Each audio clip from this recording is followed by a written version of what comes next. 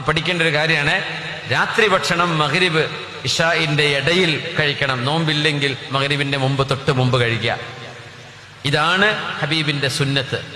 തങ്ങളുടെ ചര്യ അതാണ്. സാന്ദർഭികമായിട്ട് പറയാൻ 10 മണിക്കൊരു നാസ്ത, 10 മണിക്കൊരു ഫുഡ്, ആ പരിപാടി ഒന്ന് ശരീരത്തിന് കേടാണ്. നമ്മുടെ വയറ് വിശ്രമിച്ചെങ്കിലേ ശരീരത്തിന് വിശ്രമിക്കാൻ പറ്റൂ. വയറിൽ നിറയെ ഭക്ഷണം ഫില്ല് ചെയ്തിട്ട് കിടന്നുറങ്ങുമ്പോൾ നമ്മുടെ വയറ് വിശ്രമിക്കുന്നില്ല. അതുകൊണ്ട് ശരിയായ റെസ്റ്റ് നമുക്ക് കിട്ടൂല. അതുകൊണ്ട് ഡയബറ്റിക് ആവും, അതുകൊണ്ട് കൊളസ്ട്രോൾ വരും, അസുഖങ്ങൾ വരും. മിനിമം ഭക്ഷണം കഴിച്ച് നബി തങ്ങൾ പറഞ്ഞു, ലാ തനാമു അലൈഹ, ഭക്ഷണം കഴിച്ച് ഉടനെ പോയി കിടന്നിറങ്ങരുത്.